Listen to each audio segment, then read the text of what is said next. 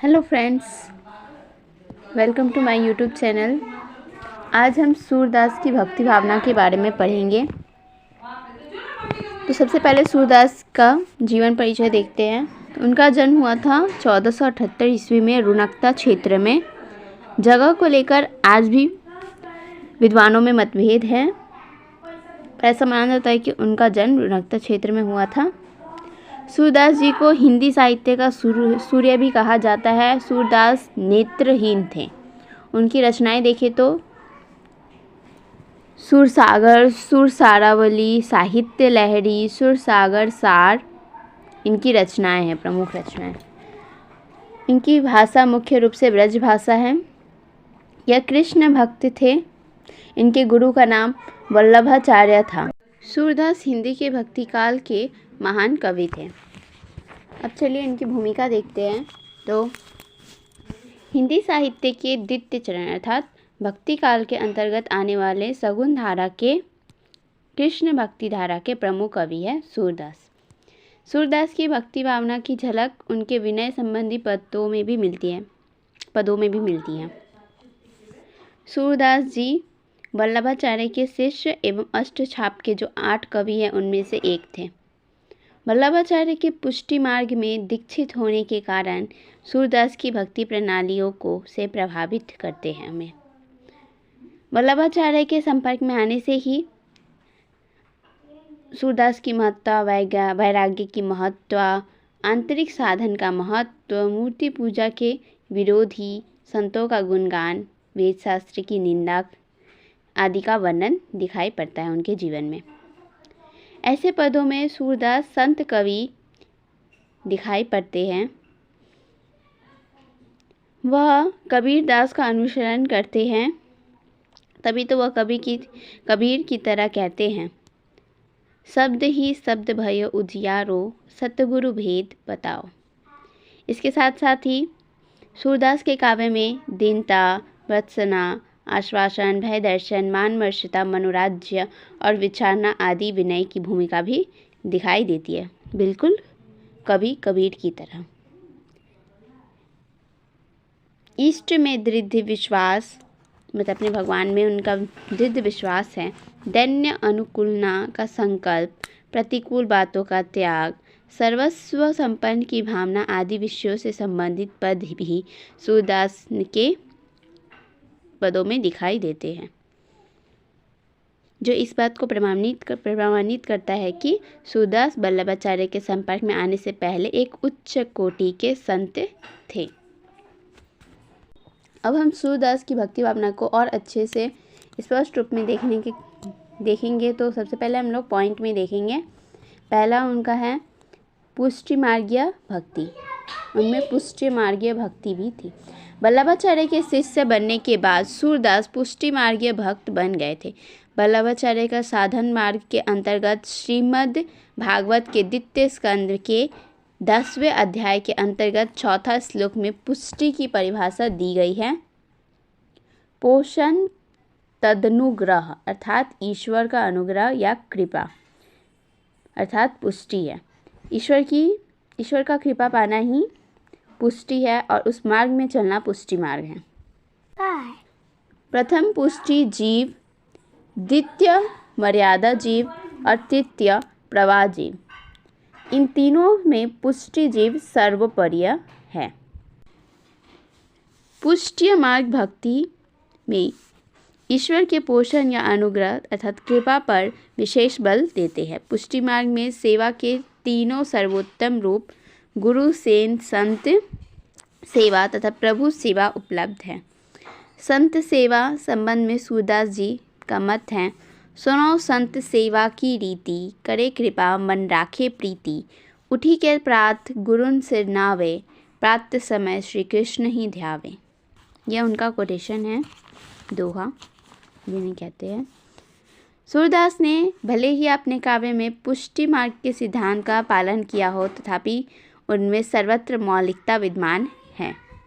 इसका दूसरा पॉइंट है सगुण ईश्वर या भगवान की उपासना।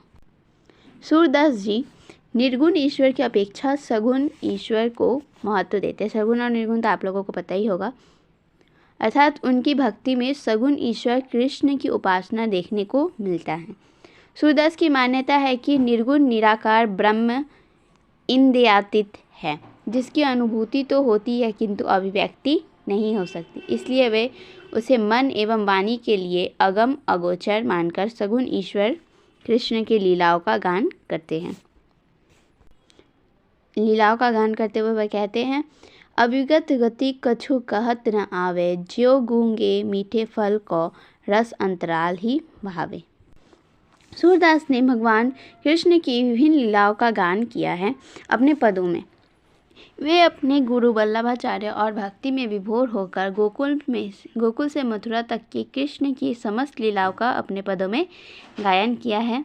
सूरदास अपने आप को कृष्ण को समर्पित करते हुए सगुण भक्ति का गुणगान करते हैं। तीसरा पॉइंट है हमारा विनय भावना। सूरदास के पदों में विनय के पद अति महत्वपूर्ण हैं, जिनमें वे प्रभु की शरण में जाकर अपने मुक्ति की प्रार्थना करते हैं। वे ईश्वर की शरण में अपने आप को समर्पित करते हुए कहते हैं, अब के राखी लेहू भगवान, हो अनाथ बैठो डूम डरिया, परिधि सांधे बांध। अर्थात संसार रूपी वृक्ष की शाखा पर जीवात्मा रूपी पक्षी बैठा हुआ है, नीचे शिकारी और ऊपर बांझ मंडरा रहा है। आखिर वह जाए तो जाए कहाँ? माया और काल के चक्र में बंधा जीवात्मा पक्षी की भांति फड़फड़ा रहा है। प्रभु की कृपा से ही वह इनके डर से मुक्त हो सकता है। हमारा चौथा पॉइंट है सखा भाव की भक्ति। सूरदास की भक्ति सखा भाव की है, जिसमें भगवान के साथ भक्त का संबंध मित्र या सखा के रूप में रहता है। श्री गुरु के सखा बनकर उन्हें उलाहना भी देते हैं, उनसे तर्क वितर्क भी करते हैं और लड़ते झगड़ते भी हैं। उनके इस पद को इस रूप में देखा जा सकता है, आजू हो एक के करी टरी हो, कह तुम ही के हम ही माधो अपने भरोसे लड़ी हो। पांचवा पॉइंट हमारा आत्मा निवेदन की प्रवृत्ति। सूरदास अपने को कृष्ण का सखा बताते हैं, फिर वे अपने आराध्य कृष्ण के प्रति आत्मनिवेदन की प्रवृत्ति भी अपनी भक्ति में रखते हैं और कृष्ण के प्रति स्वयं को आत्मा समर्पित कर देते हैं।